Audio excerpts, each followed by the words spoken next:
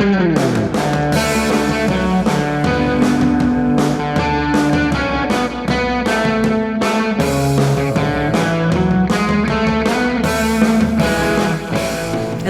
and welcome to the How to Live in Denmark podcast. I'm Kay Zander-Mellish. If you live in Denmark or follow the Danish media, you'll know there's been a lot of talk about gangsters over the past couple of weeks. One gang is trying to expand at the expense of another gang. And this summer, there have been about 25 shootings in Copenhagen, generally in the northern neighborhoods, my neighborhood. Someone was shot outside my supermarket. Someone else was shot outside the school near my house, and a couple of people have been shot just walking down the street. Now, some are gangsters, but a few have been unlucky civilians in the wrong place at the wrong time. All have been young men, and the Copenhagen police went so far as to suggest that young men stop wearing knit hats. Knit hats can be a gang sign. I should point out that this summer in Denmark has been so cold that wearing a knit hat in the middle of August can actually seem like a good idea.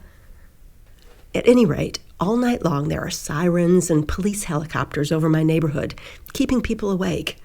There's been talk of getting the Danish military involved. And the cops have also instituted what's called a visitation zone in my neighborhood. That means they can stop and search anybody without a specific warrant or cause. But I've seen very few cops on the street. Denmark doesn't have that many cops. It's not really set up for gang warfare. It's not set up for crime. As a matter of fact, it doesn't even have room to put the gangsters in jail if it wanted to. Denmark is set up for trust. So the question is, what do you do when some people aren't interested in participating in that trust? Now, usually this would be the part of the story when we say, oh, these poor guys, they had no opportunities and so sad they were forced into gang life. But this is Denmark, where job training and education is all tax-financed and free for the student. So the gang members could technically get free training in whatever non-gang job they were interested in. In fact, one of the supposed gang leaders told a reporter he was a trained metal worker. Metal workers in Denmark make about 300,000 crowns a year, or 43,000 US dollars, or 40,000 euro. But the guy said he didn't want to be a metal worker. He thought being a gang leader was more exciting.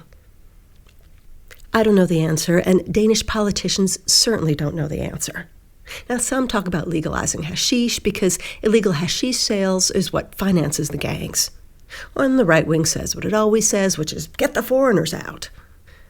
Many, but not all of the gangsters are Muslim Danes, and some Muslim religious leaders are also trying to help them sort things out.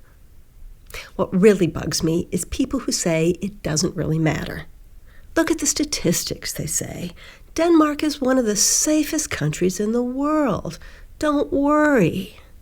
Now, that may be true, but it's a little bit like attending your grandmother's funeral and meeting someone who says, look at the statistics. Most grannies are still alive. Don't worry. Like most things in life, if it's happening to you, it's worth worrying about.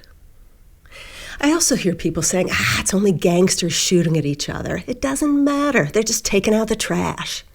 I don't like that.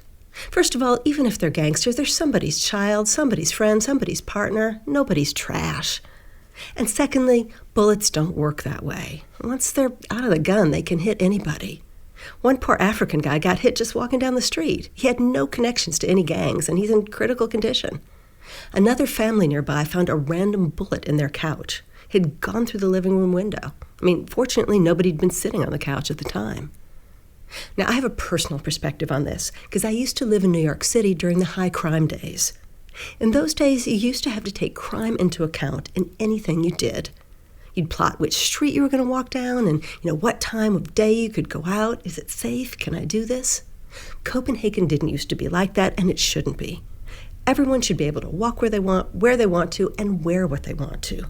Even in the middle of August, wear a knit hat. And that's the How to Live in Denmark podcast for this week. You can buy the book How to Live in Denmark at Denmark's National Museum, or on Amazon, Google Play, or iTunes. Coming soon is my new book, How to Work in Denmark. Follow us on Twitter at HowToLiveInDK. The 2 is a number. See you next time.